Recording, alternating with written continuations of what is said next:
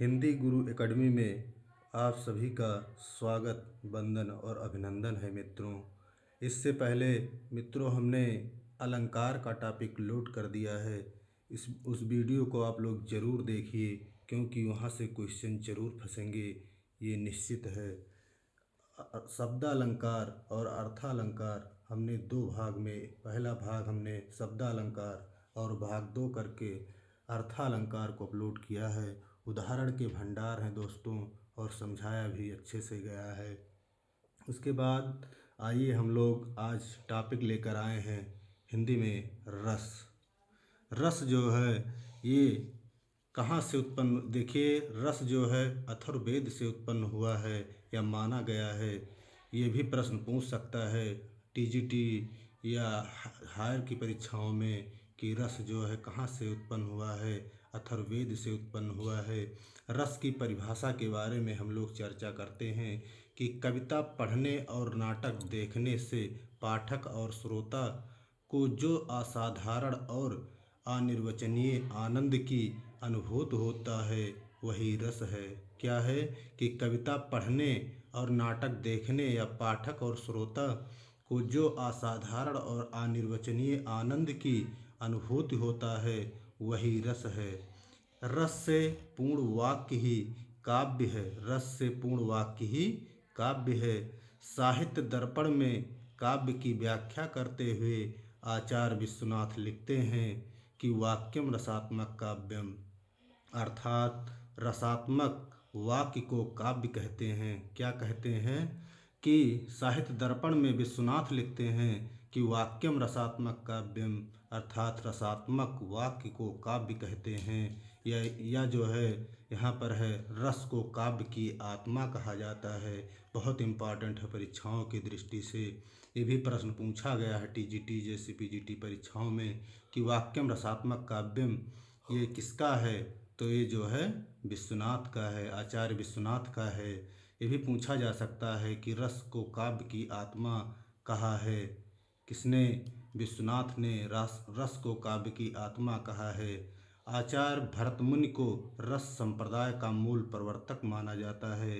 ये बहुत इम्पॉर्टेंट यहाँ प्रश्न बनेगा मित्रों कि किसे जो है रस संप्रदाय का मूल प्रवर्तक माना जाता है, तो भरतमुनि को जो है रस संप्रदाय का मूल प्रवर्तक माना जाता है। इसको दोस्तों आप लोग नोट्स ज़रूर बनाइए। मैंने व्याकरण पर पूरा कार्य पूरा होने के बाद इसके बाद मैं साहित्य लगाऊंगा, इसलिए पूरा लगभग 2-4 टॉपिक बचे हुए हैं जो व्याकरण का अपलोड होने में, उसी को पूरा करने के बाद मैं पुलिस की जो 6-7 दिन बचेगा उसका बहुविकल्पीय प्रश्न चलाऊंगा। उसके बाद मेरा साहित्य पर टॉपिक चलेगा। जो भी मित्र फ्री में क्लास को जो है व्याकरण से लेकर के साहित्य की लघु विधा का क्लास करना चाहते हैं वीडियो के द्वारा, वो चैनल को सब्सक्राइब ज़रूर कर लें और जो भी भाई बहन मित्र हों उन्हें ज़रूर शेयर कर दें जिससे उनका भी इसमें कल्याण हो जाए। क्योंकि तमाम परीक्षाएं लगी हुई हैं। बिहार स्टेट के बाद उसका भी जो है डेट 24 अगस्त भी लगा हुआ है, उसके लिए भी महत्वपूर्ण टॉपिक हैं ये सब मित्रों। तो हम लोग यहाँ चर्चा कर रहे थे कि आचार्य भरतमुनि को रस संप्रदाय का मूल प्रवर्तक माना जाता है। ये बहुत इम्पोर्टेंट है। जिन्होंने रस का सर्वप्रथम उल्लेख अपने प्रसिद्ध ग्रंथ नाट्यशास्त्र में ईसवी, यहाँ मित्रों होना चाहिए ईसवी होना चाहिए, ईसवी की प्रथम शताब्दी के आसपास किया गया है। नाट्यशास्त्र का जो है ईसवी की प्रथम शताब्दी के आसपास किया गया उल्लेख नाट्यशास्त्र का। पूछे नाट्यशास्त्र किसका ग्रंथ है, तो आप सीधे लगाइए कि आचार्य भरतमुनि का ग्रंथ है। ये छोटी जैसे बीएड की परीक्षा हुआ, पुलिस की परीक्षा हुआ, उसमें भी पूछ सकता है कि नाट्यशास्त्र किसका ग्रंथ है, भरतमुनि का है।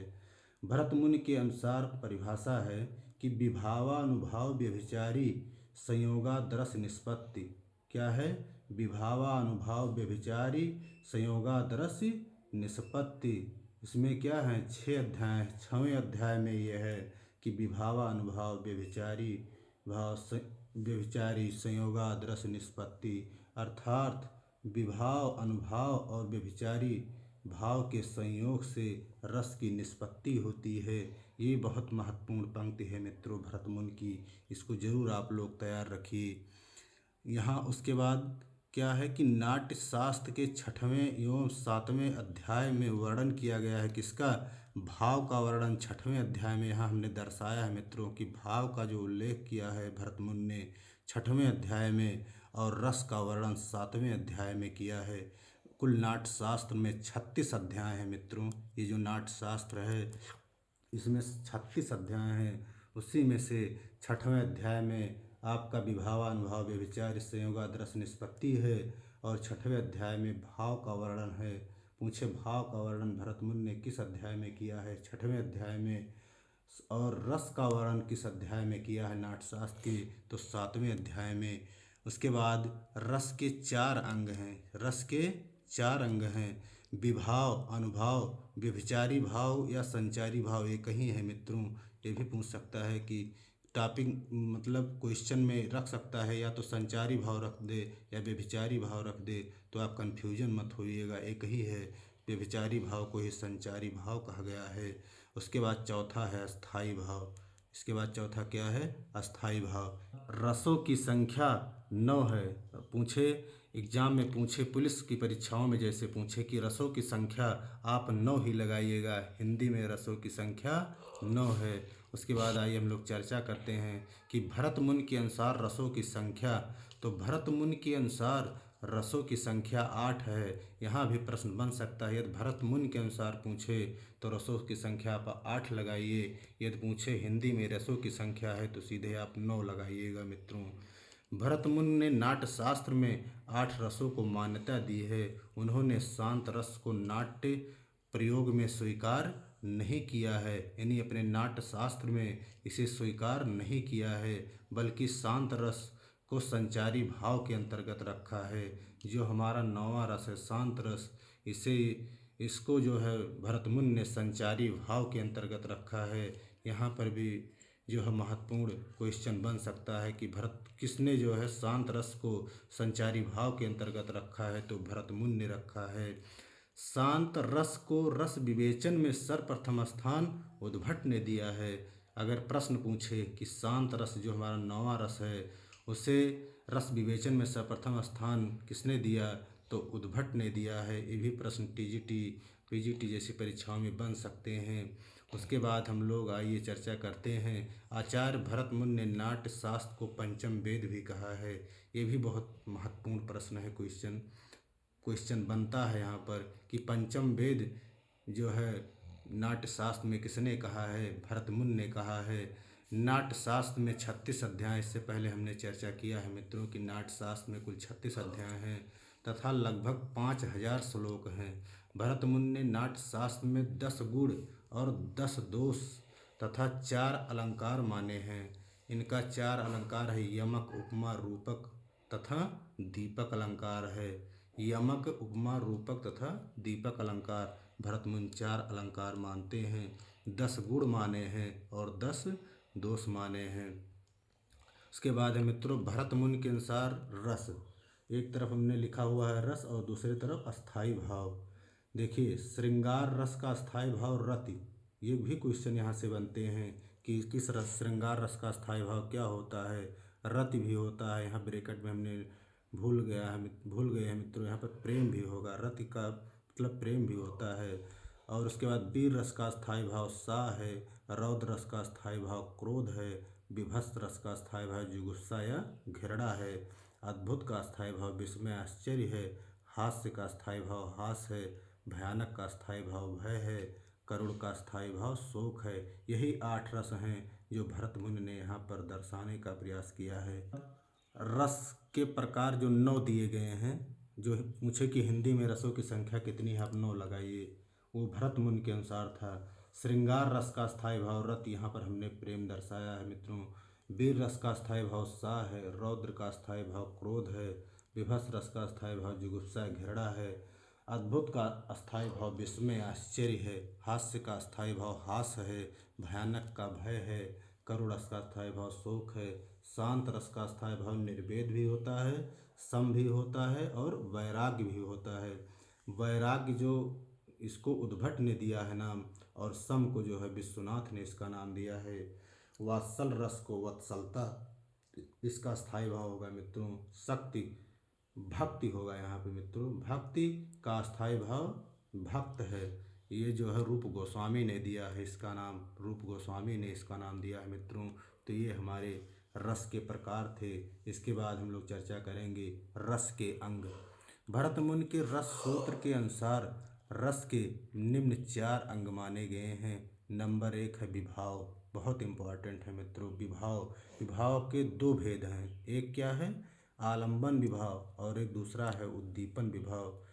आलंबन विभाव हमारा होता है जिन व्यक्तियों या पात्रों के आलंबन यानी सहारे से अस्थायी भाव उत्पन्न होता है, उसे आलंबन विभाव कहते हैं।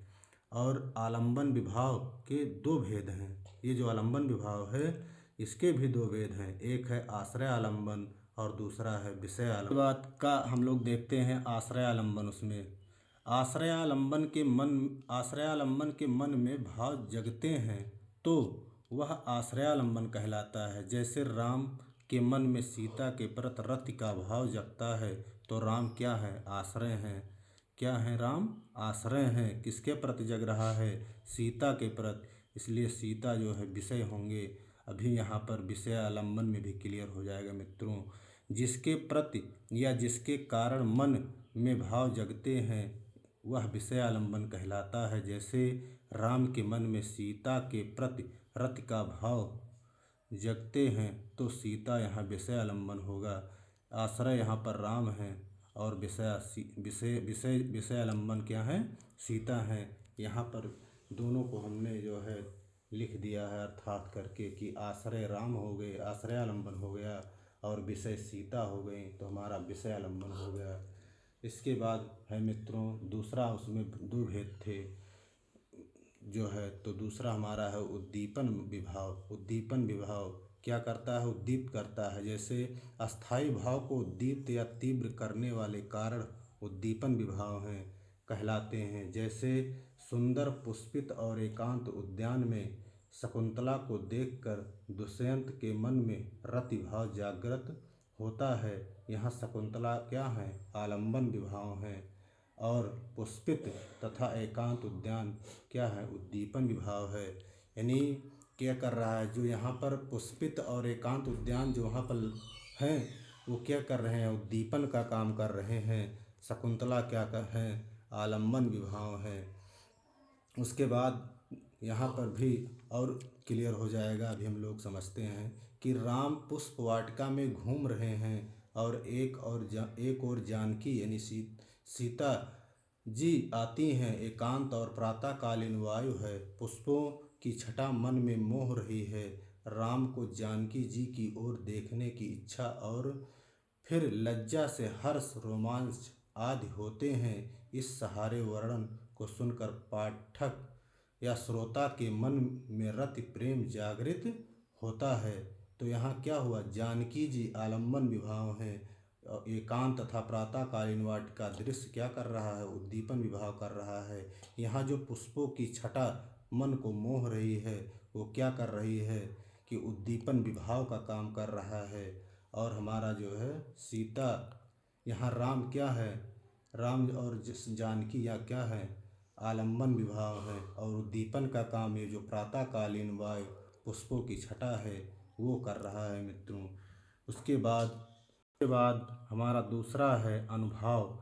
तो हमारा पहला क्या हो गया विभाव में आलंबन विभाव और उद्दीपन विभाव हमारा क्लियर हो गया। इसके बाद दूसरे टॉपिक पे हम लोग आए हैं अनुभाव पर चर्चा करने के लिए। अनु का अर्थ है बाद में। अस्थायी भाव के उत्पन्न होने पर उसके बाद जो भाव उत्पन्न होते हैं उन्हें अनुभाव कहते हैं। क्या कहा गया है कि अस्थायी भाव के उत्पन्न होने पर उसके बाद जो भाव उत्पन्न होते हैं उन्हें अनुभाव कहते हैं। यानी बाद में जो भाव उत्पन्न होता है वही हमारा अनुभाव है। अनुभाव है उन्हें आलंबन और उद्दीपन विभाव के कारण उत्पन्न भाव को बाहर प्रकाशित करने वाले भाव या कार्य अनुभाव कहलाते हैं। जैसे है राम के दर्शन से सीता का चकित या संकोच होना क्या है अनुभाव है। क्या हैं, अनुभव हैं। अनुभव के चार भेद हैं। अब इसमें भी मित्रों क्या है, चार भेद हैं। यहाँ से भी टीजीटी का प्रश्न बन चुका है कि पूछा है कि अनुभव के कितने भेद हैं। चार भेद हैं। चयन बोर्ड ने भी चार माना हुआ है। एनसीईआरटी में दो दिए गए हैं, भरत मुनि ने तीन माने हैं। भी आपके क्लियर हो जाएगा। जैसे का है कायिक अनुभव, खा है सात्विक या मानसिक अनुभव, और गा है वाचिक अनुभव, घा है आहार। ये आपके चार क्या हैं, अनुभव हैं। भरत मुनि के अनुसार तीन अनुभव हैं। इन्होंने वाचिक, आंगिक और सात्विक तीन माना है। लेकिन आप यदि चयन बोर्ड में जैसी पर किसी भी परीक्षा में आता है कि अनुभव के कितने भेद हैं, आप चार लगाइएगा। उसके बाद हम का पे चर्चा, कायिक अनुभव पर चर्चा करते हैं कि कायिक अनुभव शरीर की चेष्टाओं को कहते हैं। जैसे किसी को पकड़ने के लिए हाथ बढ़ाना, चितवन से अपने प्रेमी को ताकना, हाथ से इशारे करना, निश्वास उच्छ्वास, ये आदि क्या हैं, हमारे कायिक अनुभव हैं। उसके बाद खा है मित्रों आहार, पात्र द्वारा बाह्य रूप से ग्रहण किए गए, जैसे वेशभूषा, साज सज्जा, जो हमारी बाहरी चीज़ें होती हैं, जैसे पहनावा ही ले लीजिए, जैसे वेशभूषा, साज सज्जा, सजावट की चीज़ें आदि इसके अंतर्गत आते हैं। वो हमारे क्या हैं, आहार्य हैं। उसके बाद है मित्रों, उसके बाद है गा वाचिक अनुभव है। वाक यानी वाणी द्वारा व्यापार, वाक व्यापार को वाचित अनुभव कहते हैं। वाक यहाँ वाणी द्वारा जो किए जाते हैं वो हमारे क्या हैं, वाचिक अनुभव हैं। उसके बाद है घा चौथा नंबर, सात्विक अनुभव या मानसिक अनुभव। यहाँ से प्रश्न 2021 टीजीटी में बना था। अभी यहाँ पर प्रश्न में भी चर्चा करूँगा कि कौन सा प्रश्न बना था। जैसे इसकी परिभाषा देखते हैं, जो अनुभव मन में आए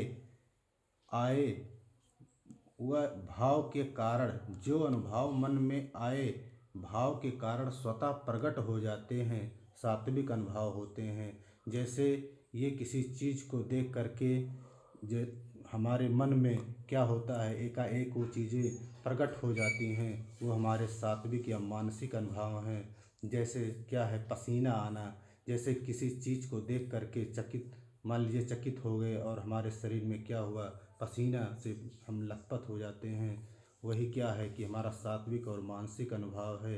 रोए खड़े होना, जैसे किसी ऐसे चीज़ को देख करके हम क्या होते हैं, डर जाते हैं, हमारे रोए खड़े हो जाते हैं, क्या है वो स्वयं उत्पन्न हो जाते हैं, वो सात्विक अनुभव हैं। कपकपी छूटना, ये भी हमारे सात्विक या मानसिक अनुभव हैं। मुँह फीका पड़ना, ये भी हमारा सात्विक या मानसिक अनुभव हैं। ये सब हमारे सात्विक और मानसिक अनुभव थे। यहाँ से भी प्रश्न पूछ सकता है मित्रों कि रोए खड़े होना कौन सा अनुभव है, तो आपको यदि क्लियर रहेगा तो आप ही लगाएंगे कि सात्विक या मानसिक अनुभव है। पसीना आना सात्विक अनुभव है। या ऐसे पूछ सकता है, वाक यानी वाणी द्वारा जो वाचिक अनुभव होते हैं उसे क्या कहते हैं, वो उसे हम वाचिक अनुभव कहते हैं। उसके बाद हम लोग चर्चा करेंगे सात्विक अनुभव। गणना में 8 होते हैं। सात्विक अनुभव गणना में 8 होते हैं। या ऐसे प्रश्न कर सकता है कि सात्विक अनुभव कितने होते हैं, आप सीधे 8 लगाइएगा।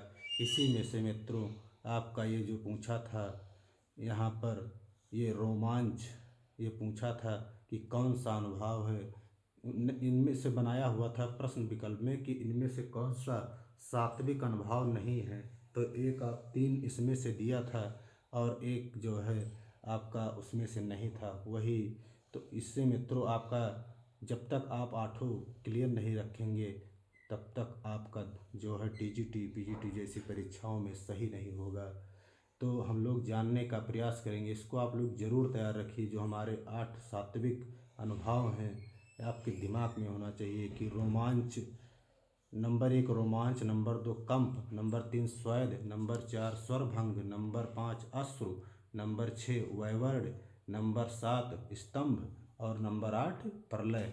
ये हमारे 8 क्या हैं, सात्विक या मानसिक अनुभव हैं। उसके बाद हम चर्चा करेंगे मित्रों तीसरा, अस्थाई भाव।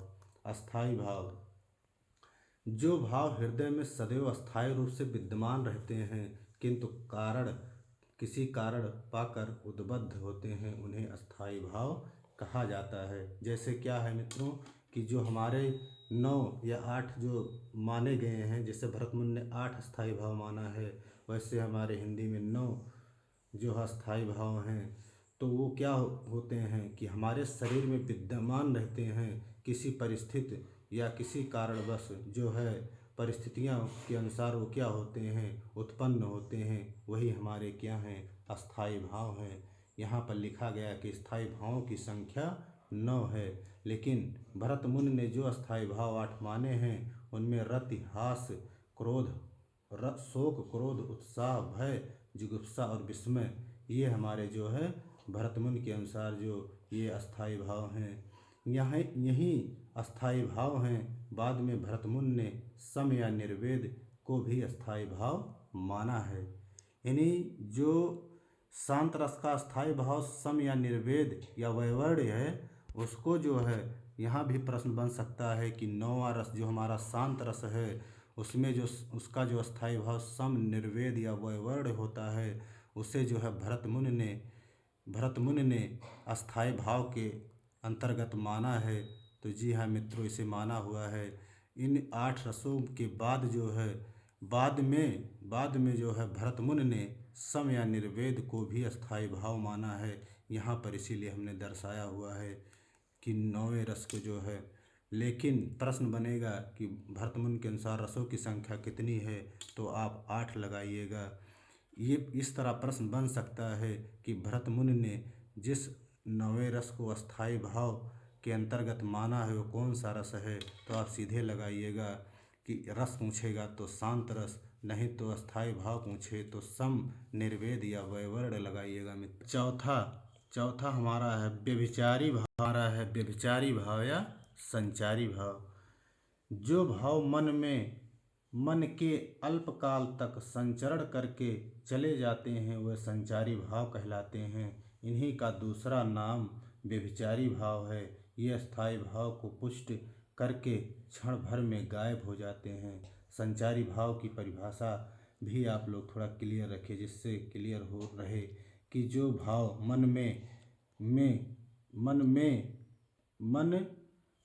मन में अल्प काल तक संचरण करके चले जाते हैं, उन्हें कौन सा भाव कहते हैं, तो संचारी भाव कहते हैं। वह संचारी भाव कहलाते हैं। इन्हीं को दूसरा नाम व्यभिचारी भाव। ये स्थायी भाव को पुष्ट करके क्षण भर में गायब हो जाते हैं। इनकी संख्या 33 है। जैसे निर्वेद, ये हमारा संचारी भाव नंबर 1 है। दूसरा संचारी भाव है आवेग, तीसरा है दैन्य, श्रम है चौथा संचारी भाव, पांचवा संचारी भाव मद है, छठवां संचारी भाव जड़ता है, सातवां संचारी भाव गुरता है, आठवां मोह है, नौवां शंका है, चिंता, 10वां संचारी भाव है ग्लानि, पूछा गया है। संचारी भाव 11वां है विषाद, 12वां का संचारी भाव है व्याधि, 13वां संचारी भाव है, 14वां संचारी भाव आलस्य है, 15वां संचारी भाव अमरस है, 16वां संचारी भाव हमारा हर्ष है, 17वां संचारी भाव गर्व है, 18वां संचारी भाव असूया है, 19वां संचारी भाव धृति है, 20वां संचारी भाव मति है और 21वां संचारी भाव चापल्य है, 22वां संचारी भाव व्रीड़ा या लज्जा। किताबों में जो है जो लोग लगभग करते हैं वो पढ़ा देते हैं कि लज्जा हमारा जो 22वां संचारी भाव है, लेकिन ये व्रीड़ा भी आपका 22वां संचारी भाव व्रीड़ा और 23वां संचारी भाव अवहित्था है, 24वां संचारी भाव निद्रा है। भी पूछा जा चुका है मित्रों कि 23वां संचारी भाव अवहित्था पूछा जा चुका है। ऐसे पूछता है कि अवहित्था है संचारी भाव है कि अनुभाव है कि क्या है, वहाँ प्रश्न बनता है। 24वां निद्रा है, 25वां स्वप्न है, ये भी पूछा गया है। 26वां विबोध है संचारी भाव और 27वां संचारी भाव उन्माद है। 28वां अपस्मार या इसी को मृगी कहते हैं। यही कह रहा है मित्रों कि जो मन में अल्पकाल तक संचरण करके चले जाते हैं, क्या होता है कुछ क्षण तक रहता है और लोगों को कुछ व्यक्तियों को जैसे होता है तो कुछ क्षणिक होता है और कुछ देर में आपका इस चला जाता है। तो वही कह रहा है संचारी भाव व्यभिचारी भाव इसी को कहते हैं। अपस्मार यानी मृगी 29वां संचारी भाव स्मृत है। 30वां संचारी भाव औत्सुक्य है। 30वां संचारी भाव औत्सुक्य है। 31वां संचारी भाव त्रास है और 32वां संचारी भाव वितर्क है। 23वां संचारी भाव मरण है। ये हमारे 33 संचारी भाव हैं। उत्तर प्रदेश पुलिस में केवल यही पूछ सकता है बीएड में मित्रों यहाँ से भी उठा सकता है कि कौन सा संचारी भाव नहीं है, लेकिन पुलिस में केवल इतना पूछेगा कि हिंदी में जो है रस में संचारी भावों की संख्या कितनी है। तो आप सीधे लगाइएगा कि जो है 33 हैं, या ऐसे बनाएगा कि व्यभिचारी भाव संचारी भावों की संख्या कितनी है, 33 है। उसके बाद यहाँ भी पीजीटी में देखिए प्रश्न पूछा गया है कि रीतकालीन कब देव ने छल नामक 34वें संचारी भाव की स्थापना की है। पीजीटी में पूछा है मित्रों, पूछे कि 34वें संचारी भाव 33 तो यहाँ पर है ही हैं, लेकिन 33वें संचारी भाव की जो है स्थापना किसने की है, तो रीतकालीन कब देव हैं। उसके बाद भाव शांति, भाव संधि और भाव सफलता का संबंध संचारी भाव से है। यहाँ भी प्रश्न बन सकता है कि भाव संधि, भाव सबलता और भाव शांति का संबंध किससे है, संचारी भाव से है। आचार्य शुक्ल ने संचारी भावों को चकपकाहट कहा है। ये भी इम्पोर्टेंट है परीक्षाओं की दृष्टि से कि किसने जो है संचारी भावों को चकपकाहट कहा है। उसके बाद है नंबर 1 है, अब हम लोग चर्चा करेंगे श्रृंगार रस की। यहाँ पर अब क्या है कि टीजीटी पीजीटी बीएड जो भी तैयारी कर रहे हैं उनके लिए जो मैं शुरू से रस की चर्चा किया है अंत तक बहुत महत्वपूर्ण रहेगा, लेकिन जो पुलिस की तैयारी कर रहे हैं वहाँ भी कुछ प्रश्न आगे बने हुए हैं, हमने बताया हुआ है। उसके बाद यहाँ से काफ़ी महत्वपूर्ण प्रश्न चलेंगे, ज़रूर यहाँ से देखिएगा ध्यान से मित्रों। बाकी सब के लिए जो सब्जेक्ट की तैयारी करने रहे हैं उनके लिए तो आपका जड़ी बूटियों का काम करेगा। जैसे नंबर 1 है श्रृंगार रस। इसकी परिभाषा है स्त्री और पुरुष के बीच होने वाले प्रेम का वर्णन साहित्य में श्रृंगार रस कहलाता है।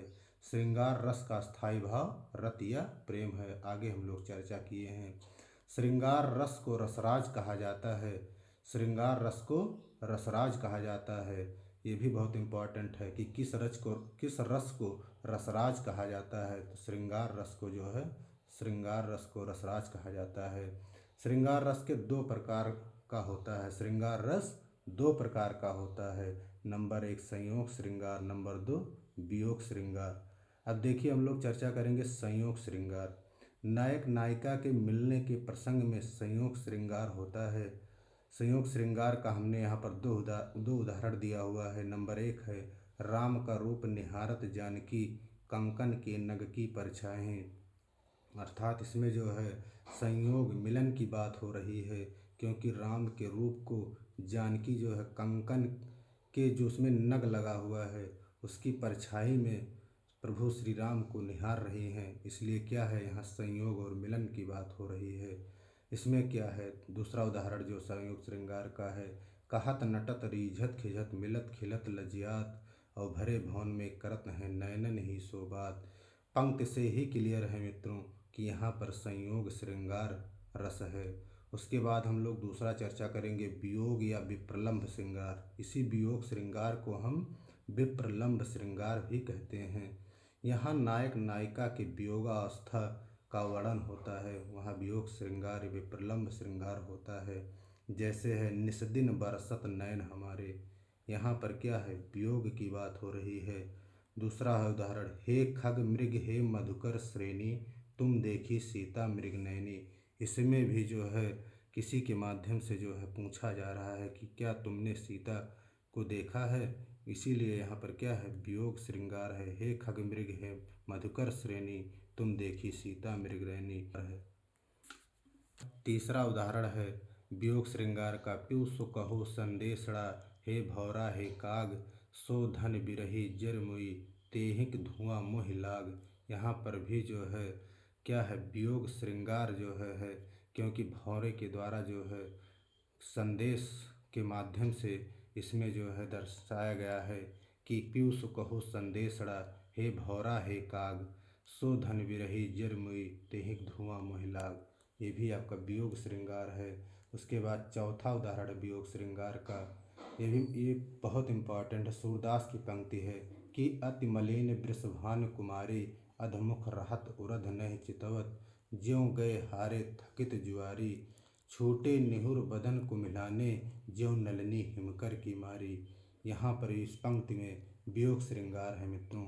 हर पंक्ति की व्याख्या करना आसान इसलिए नहीं है मित्रों, क्योंकि परीक्षाओं में केवल यही पूछता है कि अति मलिन वृषभानु कुमारी, अधमुख रहत अरध नहीं चितवत, ज्यों गए हारे थकित जुआरी, छूटे निहुर बदन को मिलाने, ज्यों नलिनी हिमकर की मारी में कौन सा श्रृंगार है, वियोग है कि संयोग है? वियोग श्रृंगार है। उसके बाद आप कॉन्सेप्ट क्लियर रखें मित्रों, सही हो जाएगा। क्योंकि रस की यही टॉपिक बनाने में 5 घंटे से 6 घंटा लगा है, किताबों से नोट्स से जो मिला करके बनाए गए हैं मित्रों, किताबों से। इसलिए इसको जो है हर पंक्ति की व्याख्या करना अभी आसान नहीं है। जिस दिन आपका सिलेक्शन होगा उस दिन आप व्याख्या करिएगा, कोई दिक्कत नहीं होगी। इसलिए हर पंक्ति पर व्याख्या नहीं हो पाएगा। आप पंक्ति यदि आपके दिमाग में है, आप इसको पढ़े हुए हैं, परीक्षाओं में आएगा, तुरंत पंक्ति सही कर ले जाएंगे।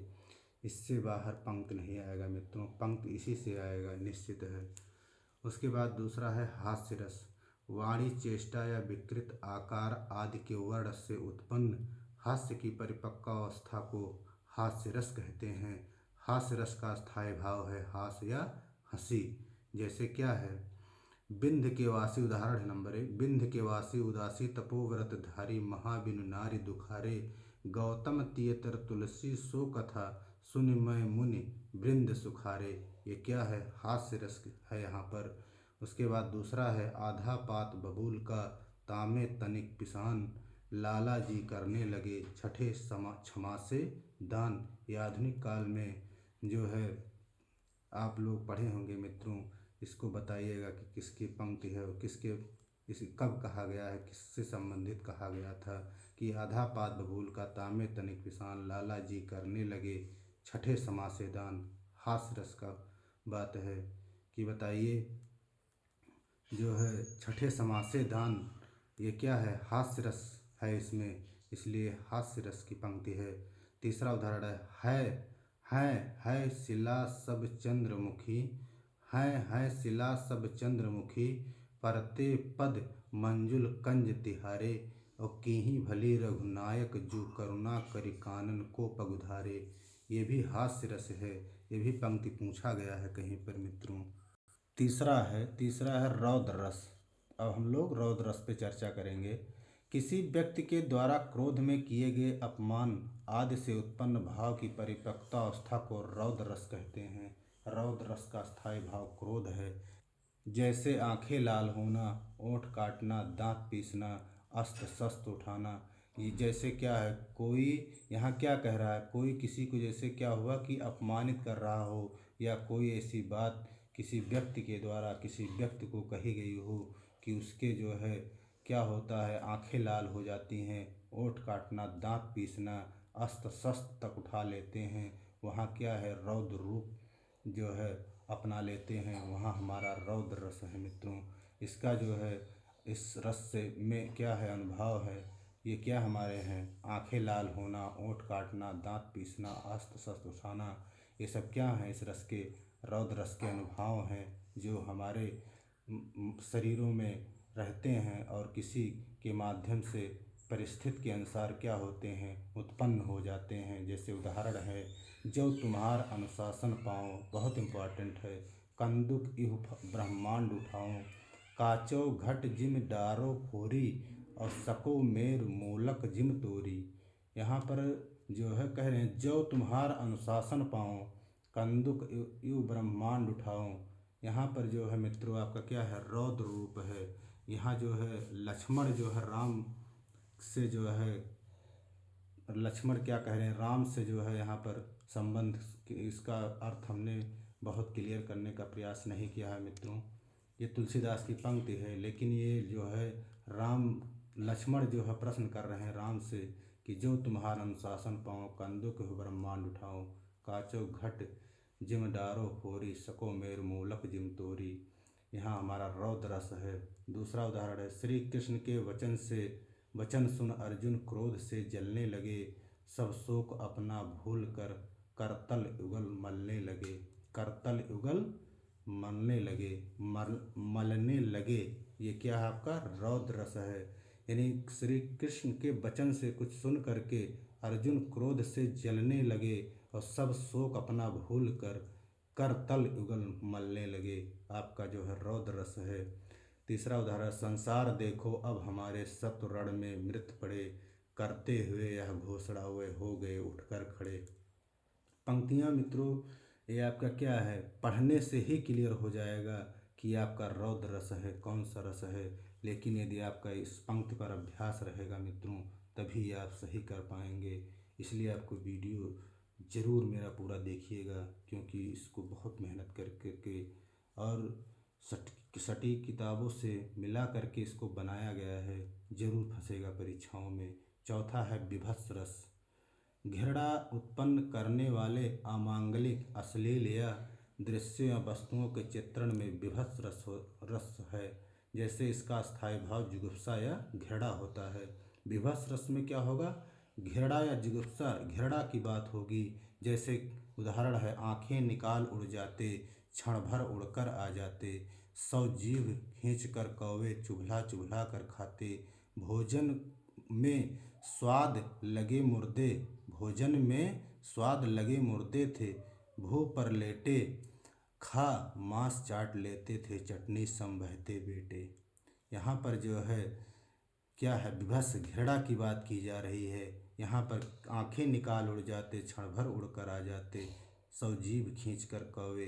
यहाँ पर कौवे क्या कर रहे हैं, उस सौ के जीभ को खींच करके चुभला चुभला कर भोजन की तरह स्वाद ले रहे हैं। उस जो है मांस, जो पड़े हुए मांस को भू पर लेटे, जो भूमि पर लेटे हुए हैं, खा मांस चाट लेते थे, चटनी सम बहते बेटे।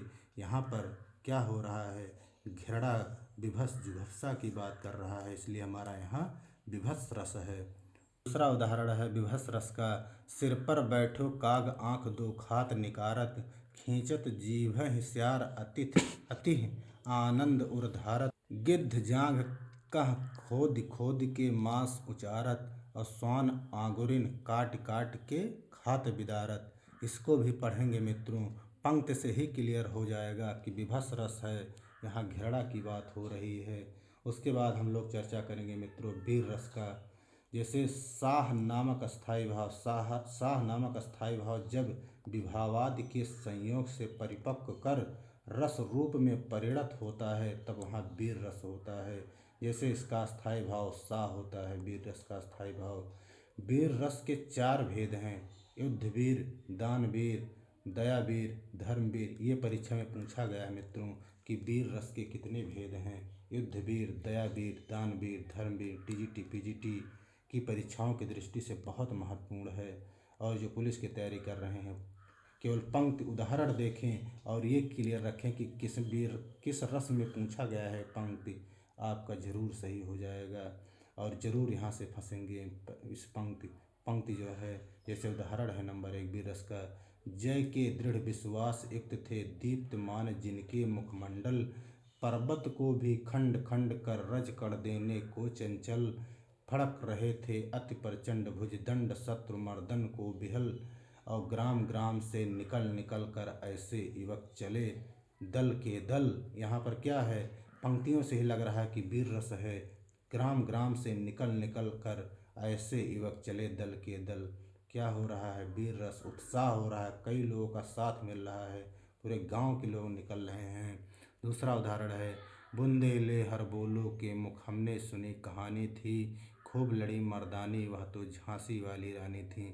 कहाँ कहाँ परीक्षाओं में पूछा गया है मित्रों, ये आप लोग खुद पढ़ेंगे, अभ्यास करेंगे तो आपको खुद पता चल जाएगा, या कोई भी टेस्ट यूट्यूब पर या कहीं भी प्रैक्टिस करेंगे तो भी आपको क्लियर हो जाएगा कहाँ कहाँ पूछा गया, बहुत इम्पोर्टेंट है। जैसे तीसरा उदाहरण है, हिमाद तुंग श्रृंग से प्रबुद्ध शूद्र भारती, स्वयं प्रभा समुज्ज्वला स्वतंत्रता पुकारती।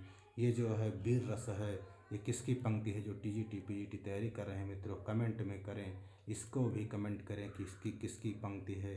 ये हिमाद्रि। उसके बाद है तीसरा उदाहरण वीर रस का। वीर तुम बढ़े चलो, धीर तुम बढ़े चलो, सामने पहाड़ हो, सिंह की दहाड़ हो, तुम कभी रुको नहीं, तुम कभी झुको नहीं। ये द्वारिका प्रसाद माहेश्वरी की पंक्ति है मित्रों, बहुत इम्पोर्टेंट है, ये वीर रस का उदाहरण है। उसके बाद हम लोग भयानक रस पर चर्चा करेंगे। किसी भयप्रद वस्तु या दृश्यों का चित्रण मन में भय का संचार करे, भयानक रस कहते हैं। कांपना, पसीना आना आदि जो है क्या है, अनुभव व्यक्त होते हैं। भयानक रस का स्थायी भाव भय है। किसी चीज़ को, जैसे कोई चीज़ है, सर्प हुआ या जो है कोई ऐसी चीज़ हो जिसको देख करके एकाएक हमारे अंदर क्या हो, भय की जैसी भावनाएं उत्पन्न हो जाए, वहाँ भयानक रस होता है मित्रों। इसका स्थायी भाव क्या है, भय है। वही कह रहा है कि इसका स्थायी भाव भय है, जो उत्पन्न होते हैं हमारे शरीरों के माध्यम से। उसके बाद जैसे उदाहरण हम लोग देखते हैं, एक ओर अजगर हिंलख, एक ओर मृगराय, और बिकट बटोही बीच ही पर्यो मूर्छा खाए। एक ओर से अजगर है और एक ओर से मृग राय, यानी जो है शेर जो है, बिकट बटोही बीच ही पर्यो मूर्छा खाए। क्या हो रहा है, बटोही जो रास्ते में जो है आदमी पथिक है, वो क्या है, उसको देख करके क्या हुआ, मूर्छित हो जा रहा है। वही कह रहा है कि भय हो गया। यहाँ पर क्या हो रहा है, उसको भय हो रहा है। अजगर और मृगराय को देख करके बटोही को क्या हुआ, भय हुआ, और यहाँ पर क्या हुआ, भयानक रस हुआ। दूसरा उदाहरण, आज बचपन का कोमल गात, जरा का पीला पात, 4 दिन सुखद चाँदनी रात, और फिर अंधकार अज्ञात। यहाँ पर क्या हो रहा है, 4 दिन चाँदनी और फिर क्या है, अंधकार अज्ञात। यहाँ पर भी क्या है, भय हो रहा है, इसलिए हमारा यहाँ भयानक रस है। ये परिवर्तन जो पंत की जो परिवर्तन है, उस लंबी कविता है, उससे लिया गया है मित्रों। लेकिन यहाँ रस पूछे तो आप सीधे लगाइए कि ये भयानक रस है। उसके बाद तीसरा उदाहरण भयानक रस का, वाल थी विशाल विकराल ज्वाला जाल मानो, लंक लीलबे को काल रसना पसारी है। ये तुलसी की पंक्ति है। इसमें अनुप्रास देखिए, पहले नंबर तो ये क्लियर करिए कि ये भयानक रस है। लेकिन यहाँ पर मित्रों 3 प्रश्न बनते हैं कि पंक्ति किसकी है, तुलसीदास की है। उसके बाद ये इसमें जो है एक अनुप्रास अलंकार भी है। जैसे क्या है, देखिए वाह और वाह यहाँ क्या हो रहे हैं, ला की हो रही है। तो यहाँ पर क्या हो रहे हैं, अब हमारा अनुप्रास अलंकार भी है और उसके बाद मानो भी मिला है, तो यहाँ उत्प्रेक्षा अलंकार भी है। इसलिए इसमें हमारे 2 अलंकार मिलते हैं, अनुप्रास और उत्प्रेक्षा। बाकी यदि आपको रस पूछें कि वाल थी विशाल विकराल ज्वाला जाल मानो, लंक लीलवे को काल रसना पसारी है, भयानक रस है। उधर गरजती सिंधु लहरिया, कुटिल काल के जालों से, चली आ रही फेन उगलती फन फैलाए ब्यालों से। ये जो है भयानक रस है। जयशंकर प्रसाद की पंक्ति है, चिंता, ये जो है कामायनी से शायद लिया गया है। इसको आप लोग कमेंट में बताइएगा कि कामायनी से लिया गया है कि नहीं, जरूर इसको बताएं। 7वां हमारा करुण रस। करुण रस के बारे में चर्चा करते हैं हम लोग कि अत्यंत दुखद घटना या प्रसंग के निरूपण से करुण रस की उत्पत्ति होती है। करुण रस का स्थायी भाव शोक होता है। प्रिय व्यक्ति या प्रिय वस्तु से सदा के लिए वियोग होने पर करुण रस होता है। जैसे क्या है मित्रों कि किसी चीज़ का, जैसे कोई व्यक्ति हुआ या कोई ऐसी वस्तु हुई कि जो है किसी बहुत प्रिय हो, या जो है आकस्मिक या कोई चीज़ घटनाएं ऐसी हो जाती हैं, तो वहाँ क्या होती है, हम जैसे या हमारे लोग जितने भी व्यक्ति होते हैं, वो क्या करते हैं कि उस समय उनके अंदर एक करुणा की भावना आ जाती है, दया की भावना आ जाती है। तो वहाँ पर हमारा क्या होता है, वही करुण रस होता है। वही उदाहरण में कह रहा, अत्यंत दुखद घटना प्रसंग के निरूपण से करुण रस की उत्पत्ति होती है। करुण रस का स्थायी भाव शोक है। प्रिय व्यक्ति या प्रिय वस्तु से सदा के लिए वियोग होने पर करुण रस होता है। जैसे उदाहरण है, अभी तो मुकुट बंधा था माथ, कई बार पूछा गया परीक्षाओं में, हुए कल ही हल्दी के हाथ, खुले भी न थे लाज के बोल, खिले भी न चुंबन शून्य कपोल, हाय रुक गया संसार बना सिंदूर अंगार। ये क्या है, पंक्ति ये जो पंक्ति है पंत की है, सुमित्रानंद पंत की पंक्ति है, लेकिन इसमें करुण रस है। दूसरा है, हाय राम कैसे झेले हम अपनी लज्जा अपना शोक, गया हमारे ही हाथों से अपना राष्ट्र पिता परलोक।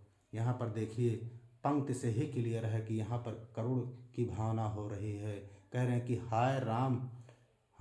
हाय राम कैसे झेले हम अपनी लज्जा अपना शोक, गया हमारे ही हाथों से अपना राष्ट्र हमारे राष्ट्रपिता परलोक। यहाँ पर किसी व्यक्ति, जैसे मान लीजिए राष्ट्रपिता महात्मा गांधी को ही ले लीजिए, कहा गया है कि क्या परलोक, मतलब इनके मृत्यु पे क्या हुआ है, पूरा भारत क्या हो रहा है, करुणा में जो है शोक है में हुआ डूब गया है, इसलिए हमारा क्या है करुण रस है।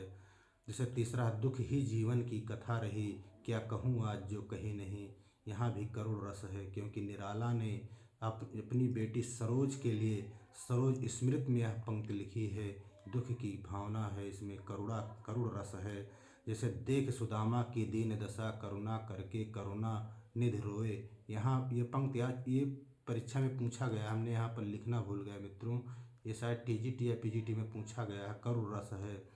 पांचवा हमारा उदाहरण है, मन की उत्तम वेदना मन ही मन में बहती थी, चुप रहकर अंतर मन में कुछ मौन व्यथा कहती थी, दुर्गम पथ पर चलने का वो संबल छूट गया था, अविकल वह प्राणी भीतर से टूट गया था। यहाँ क्या है करुण रस है। छठवां उदाहरण है, राधो गीध गोद कर लीन्हो, नैन सरोज स्नेह सलिल, सुच मनहु अरघ जल दीन्हो। यहाँ क्या है करुण रस है। इसमें आप लोग कमेंट बॉक्स में बताइएगा मित्रों कि कौन सा अलंकार है, इसमें ज़रूर बताइएगा। बाद हमने मित्रों आठवां जो है यहाँ पर छूट गया है, इसको मैंने बाद में लिखा हुआ है, शांत रस नौवां लिखा है, इस पर चर्चा करेंगे। जिनमें संयम शांति या वैराग्य को जागृत करने वाले प्रसंगों के चित्रण में शांत रस होता है। क्या होता है, जिनमें संयम शांति या वैराग्य को जागृत करने वाले प्रसंगों के चित्रण में शांत रस होता है। इसका स्थायी भाव निर्वेद या वैराग्य या सम होता है, निर्वेद वैराग्य या सम होता है। इससे उदाहरण है शांत रस का, मन रे तन कागद का पुतला, लागे बूंद बिनस जाए छिन में, गर्व करे क्यों इतना। यहाँ आपका शांत रस है, मन रे तन कागद का पुतला, लागे बूंद बिनस जाए छिन में, गर्व करे क्यों इतना, शांत रस है। दूसरा उदाहरण है, ममता मूर्ति अहिंसा प्रतिमा, अस्थिवर शांत थे, शांत पवन था, चंचल कहीं नहीं था, कुछ भी शांत शब्द था, शांत गगन था, भिक्षुक मंडली शांत शांत राजा का दल था। यहाँ भी इस पंक्ति में पूरे में क्या आपका शांत रस है। फिर से हम लोग पढ़ते हैं मित्रों, ममता मूर्ति अहिंसा प्रतिमा, स्थिवर शांत थे, शांत पवन था, और चंचल कहीं नहीं था, कुछ भी शांत शब्द था, शांत गगन था, भिक्षुक मंडली शांत शांत शांत राजा का दल था। शांत रस है इसमें। तीसरा है, जहाँ सुमति तहाँ संपत्ति नाना, जहाँ कुमति तहाँ विपत्ति निदाना। टेट में 2016 में पूछा गया है मित्रों, हमने यहाँ पर लिखा है, पूछा था कि जहाँ सुमति तहाँ संपत्ति नाना, जहाँ कुमति तहाँ विपत्ति निदाना में कौन सा रस है, शांत रस है। उसके बाद हम लोग वात्सल्य रस पर चर्चा करेंगे, परीक्षाओं में खूब पूछा जाता है वात्सल्य रस। अपने से छोटे के लिए स्नेह का चित्रण होने पर वात्सल्य रस होता है, इसका स्थायी भाव वत्सलता है। जैसे क्या है, जसोदा हरि पालने झुलावे, हलरावे दुलरावे मल्हावे, जो सोई कुछ गावे। मतलब यहाँ जो है जसोदा यानी कृष्ण को क्या कर रही हैं, मतलब यहाँ कृष्ण के बारे में कहा गया है कि जो है हलरावे दुलरावे, मतलब वही क्या रहे हैं, लोरी सुना करके कुछ गावे। यहाँ पर अपने से छोटे का क्या कर वर्णन किया जा रहा है। यहाँ पर क्या है, पंक्ति से ही लग रहा है कि जसोदा हरि पालने झुलावे, हलरावे दुलरावे मल्हावे, जो सोई कुछ गावे। लोरियाँ गा करके सुना रही हैं और झुला रही हैं। ये क्या हमारा वात्सल्य रस है। उसके बाद है दूसरा, सोहत कर नवनीत लिए घुटकन चलत रेणु तन मंडित, मुख दधि लेप किए। यहाँ पर भी जो है हमारा वात्सल्य रस है। उसका है तीसरा जो है, वरदंत की पंगत कुंद कली, अधराधर पल्लो खोलन की, चपला चमके धन बीच घन बीच जगे छवि मोतिन माल अमोलन की। ये हमारा क्या है? वात्सल्य रस है। फिर से पढ़ते हैं मित्रों एक बार। वरदंत की पंगत कुंड कली अधराधर पल्लव खोलन की। चपला चमके घन बीच जगे छवि मोतिन माल अमोलन की। वात्सल रस है। चौथा उदाहरण, किलक अरे मैं नेह निहारूं इन दांतों पर मोती वारूं। यहाँ भी हमारा जो वात्सल रस है। पांचवा उदाहरण, जगदम्बा ने बाहर आकर कहा धो ले बेटा, खा पी लो थक कर आए घर, जाने के दिन में लौटे थे, दुबला तन ले मुरझाया मुख, खटके औरों के हित मित, कब समझोगे अपना सुख दुख। यहाँ भी हमारा क्या है? जो है वात्सल रस है। वहाँ पर समझाया गया उदाहरण में कि अपने से छोटे के बारे में जो है चर्चा किया जाएगा, वहाँ क्या हमारा होगा? वात्सल्य रस होगा। उसके बाद हम लोग आते हैं, यही जो छूटा हुआ था मित्रों, अद्भुत रस, आठवां। ये हमारा आठवां छूट गया था। यहाँ पर हमने लिखा है, इसको समझते हैं। अद्भुत रस का अस्थायी भाव क्या होता है? विस्मय आश्चर्य। तो आश्चर्यचकित वर्णन से उत्पन्न विस्मय भाव की परिपक्वावस्था को अद्भुत रस कहते हैं। अथवा चकित कर देने वाले दृश्यों प्रसंगों के चित्रण से अद्भुत रस होता है। जैसे अस्थायी भाव क्या है? विस्मय या आश्चर्य है। उदाहरण है, राग है कि रूप है कि रस है कि जस है कि तन है कि मन है कि प्राण है कि प्यारी है। क्या है यहाँ पर? आश्चर्य की बात हो रही है कि राग है कि रूप है कि रस है कि जस है कि तन है, शरीर, तन माने शरीर, कि मन है कि प्राण है कि प्यारी है। यहाँ पर आपका अद्भुत रस है। उसके बाद दूसरा है, देख यशोदा शिशु के मुख में सकल विष की माया, और क्षण भर को वह बनी अचेतन, हिल न सकी कोमल काया। यहाँ भी आश्चर्य की बात हो रही है कि देख यशोदा शिशु के मुख में सकल विष की माया, और क्षण भर को वह बनी अचेतन, हिल न सकी कोमल काया। यहाँ पर अद्भुत रस है। तीसरा है, तू दयालु दीन है तू दानी है भिखारी, हव पर सिद्ध पात की तू पाप पुंजहारी। यहाँ पर भी हमारा क्या है? अद्भुत रस है।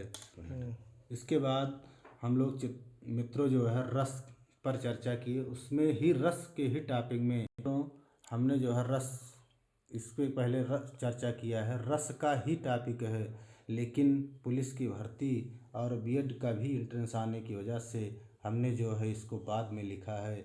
ये टीजीटी पीजीटी नेट की दृष्टि से क्रम भी पूछता है इसमें, इसीलिए हमने इसको बाद में यहाँ पर लिखने का प्रयास किया है मित्रों, बीच में इसको हमने नहीं लिखा है। तो आइए हम लोग चर्चा करते हैं कि भरत मुनि जो है रस सूत्र के जो व्याख्याकार हैं, उन पर जो है, जैसे भट्टलोलट हुए, आचार्य शंकुक हुए, अभिनवगुप्त हुए और जो है भट्टनायक हुए, इन लोगों ने क्या व्याख्या किया है। तो आइए चलते हैं टॉपिक पर कि भरत मुनि के रस सूत्र के प्रमुख व्याख्याकार। भरत मुनि के रस सूत्र के संयोग और निष्पत्ति का अर्थ स्पष्ट नहीं हो पाया है। क्या है कि संयोग और निष्पत्ति का अर्थ स्पष्ट नहीं हो पाया। इसे भरत मुनि के बाद स्पष्ट करने वाले प्रवर्ती 4 प्रमुख विद्वान हैं। यहाँ पर चर्चा हम लोग एक एक करके करते हैं मित्रों। नंबर 1 है भट्टलोलट।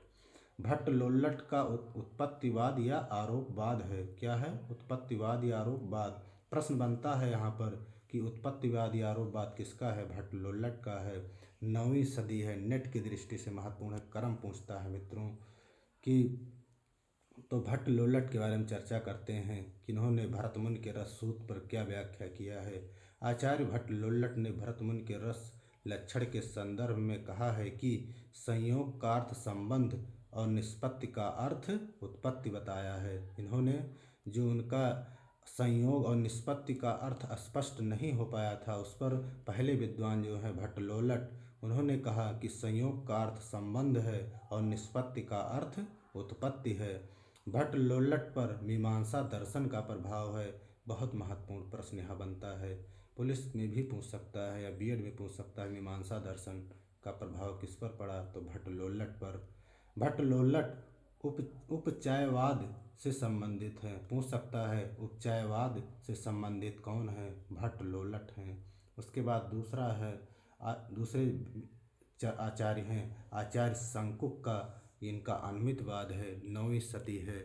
आचार्य शंकुक ने भट्ट लोल्लट के मत का खंडन। अब भट्ट लोल्लट के मत का खंडन करते हुए शंकुक कहते हैं कि निष्पत्ति का अर्थ अनुमित माना है। इन्होंने निष्पत्ति का अर्थ अनुमित माना है। उनका कहना है कि जब हमने इन्वर्टेड कॉमा में लिखा है, जब किसी मूल पात्र राम सीता आदि का अनुकरण करते हुए यह अनुमान कर लेते हैं कि वही अनुकर्ता ही मूल पात्र है, जैसे चित्र, तुरंग और चाप।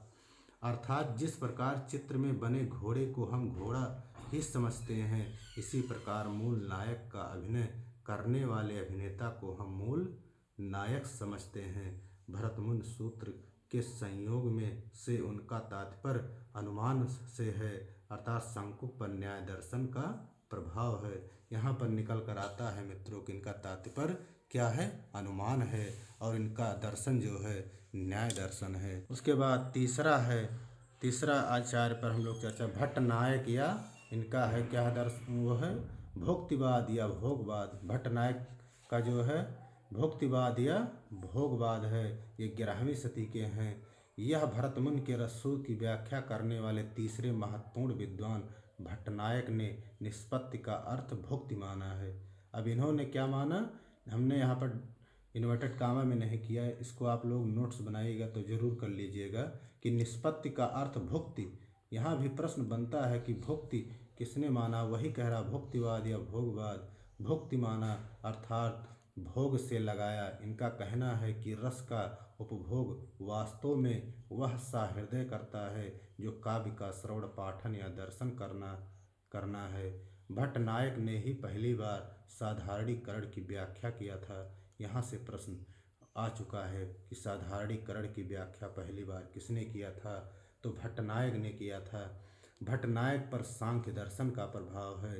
सांख्य दर्शन का प्रभाव भट्ट नायक पर है। इसके बाद मित्रों हम लोग चर्चा चौथा करेंगे, अभिनव गुप्त का अभिव्यक्तिवाद या अभिव्यंजनावाद। ये भी 11वीं शती का है, जो है 11वीं शती के हैं, सॉरी। रसवादी आचार्यों की परंपरा में अभिनव गुप्त का महत्वपूर्ण स्थान है। उन्होंने निष्पत्ति का अर्थ अभिव्यक्ति और संयोग का अर्थ अभिव्यंजना बताया है। अभिनव गुप्त पर शैव दर्शन का प्रभाव है। शैव दर्शन का प्रभाव है। यहाँ पर हमने नोट कुछ लिखा जो परीक्षाओं में पूछे भी गए हैं और पूछे जा सकते हैं। जैसे रस का सर्वप्रथम ब्रह्म सहोदर, रस को सर्वप्रथम ब्रह्म सहोदर कहा है। पहले हैं भट्टनायक और दूसरे अभिनव गुप्त हैं। प्रश्न में पूछे कि रस को सर्वप्रथम ब्रह्म सहोदर किसने कहा, ऑप्शन में पहले आप भट्टनायक लगाइएगा, उसके बाद अभिनव गुप्त कहते हैं। दूसरा प्रश्न यहाँ है, संचारी भाव को भरतमुनि ने व्यभिचारी भाव कहा है। तीसरा है, वामन ने काव्य के अर्थ वैज्ञानिक विवेचन का शुभारंभ किया था। पीजीटी में पूछा है 2000 में कि जो है काव्य कि वामन ने काव्य के अर्थ यानी वैज्ञानिक विवेचन का शुभारंभ किसने किया था। प्रश्न किया है कि वैज्ञानिक विवेचन का शुभारंभ किसने किया, आचार्य वामन ने किया है।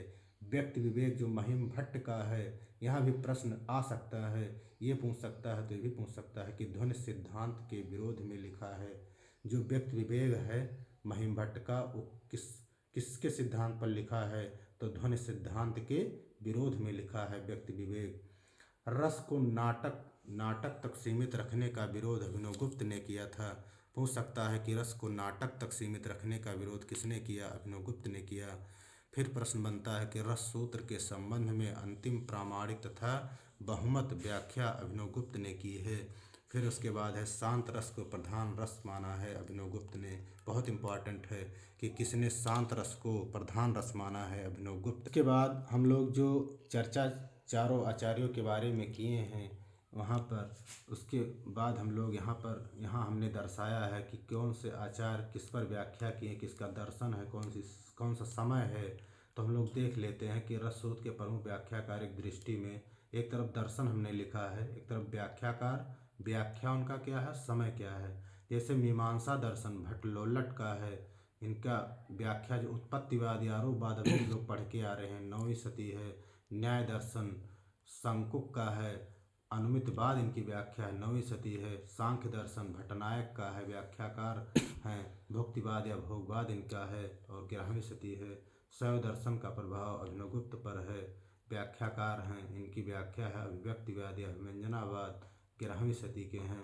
उसके बाद है यहाँ पर प्रश्न दोनों बहुत इम्पोर्टेंट है परीक्षा की दृष्टि से मित्रों।